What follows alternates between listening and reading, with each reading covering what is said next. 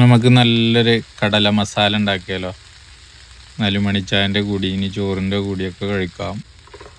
അപ്പോൾ എങ്ങനെ ഉണ്ടാക്കാൻ നോക്കാം. ആദ്യം നമ്മളൊരു പാൻ അടുപ്പത്ത് വയ്ക്കണം. എന്നിട്ട് അതിലേക്ക് ഒരു 2 സ്പൂൺ വെളിച്ചെണ്ണ, ആവശ്യത്തിന് കടുക്, വറ്റൽമുളക്, വെളുത്തുള്ളി, ഇഞ്ചി, കറിവേപ്പില, ഒരു വലിയ സവാള ചെറുതായി നുറുക്കിയത്, പിന്നെ ഇതിലേക്ക് ആവശ്യത്തിലിട്ട് നന്നായി വാട്ടിയെടുക്കണം.